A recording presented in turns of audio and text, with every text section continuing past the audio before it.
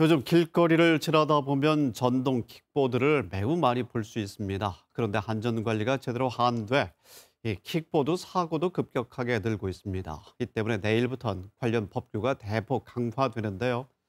하지만 실효성이 있을지 벌써부터 논란이 되고 있는 상황입니다. 이 문제 심층 취재했습니다. 조유연 기자입니다. 늦은 밤 도심 곳곳을 누비는 전동 킥보드. 차도와 인도를 가리지 않고 다닙니다.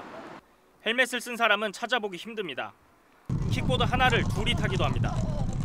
돈도 없는데 같이 타자 이래가지고 같이 타고 가고 있었던 거예요. 날이 밝아도 상황은 달라지지 않습니다. 헬멧을 안 쓴 사람은 너무 흔하고 어린 아이를 태우고 다니기도 합니다. 보는 사람들은 가슴을 쓸어내립니다. 이면도로 주차가 많이 해놨는데 그 주차 공간 사이로 그냥 막 나오니까 놀랄 때가 한두 번이 아니었습니다. 하지만 정작 운전자들은 무감각합니다. 별로 위험할 것 같지가 않아서 그냥 급할 때 타는 거니까 안 쓰게 되는 것 같아요. 이러다 보니 전동 킥보드 사고는 해가 갈수록 늘고 있습니다. 2017년 100건 정도에서 지난해엔 900건 정도까지 늘었습니다. 1년에 2배씩 는 셈입니다. 같은 기간 100여 명이던 사상자 수는 1000명 정도까지 증가했습니다. 4년 만에 10배 정도 는 겁니다. 이에 따라 전동 킥보드 운전 기준이 대폭 강화됩니다. 우선 운전자의 나이가 기존 만 13살에서 이젠 16살 이상으로 높아집니다. 또 기존에는 면허가 없어도 됐지만 이젠 적어도 원동기 면허는 갖고 있어야 합니다. 처벌 조항도 신설됐습니다. 안전모 미착용 2만 원, 2명 이상 탑승 4만 원, 무면허 운전 10만 원의 범칙금이 부과됩니다. 경찰은 이달 말까지는 계도 기간을 주고 단속은 다음 달부터 실시할 계획입니다. KBS 뉴스 조희연입니다. 그럼 지금부터는 취재 기자와 함께 전동 킥보드 단속 문제에 대해서 더 자세히 알아보겠습니다. 네, 조유연 기자, 킥보드 운행 기준이 내일부터 대폭 강화됩니다. 그러면 그동안은 아무런 제한이 없었던 것인가요?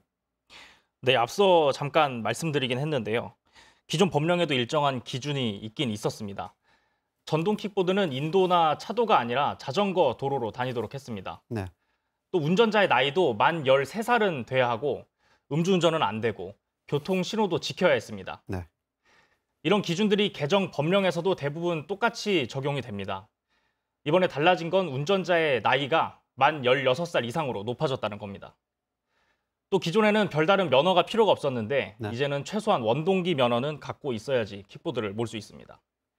특히 기존에는 이런 각종 기준을 위반해도 별다른 처벌이 없어서 선언적인 법규에 그쳤다는 지적이 있었습니다. 네. 하지만 이제는 실제로 범칙금이 부과되는 등 처벌을 받을 수 있다는 게 가장 큰 차이점입니다. 네. 무면허의 경우에 10만 원의 범칙금이 부과됩니다. 처벌이 됩니다.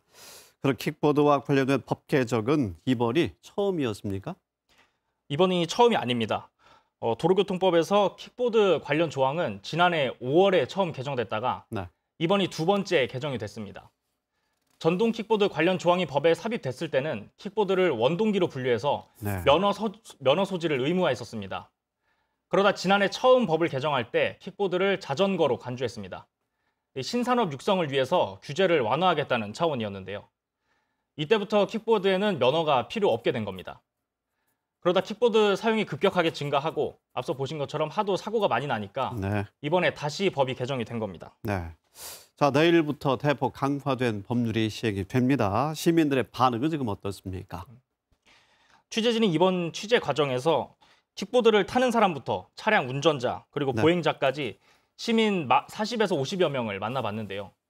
대부분은 이번에 개정된 법률에 대해 취지에는 공감을 할 수 있다 이렇게 얘기했습니다.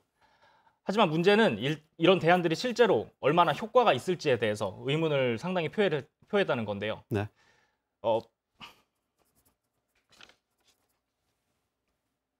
네.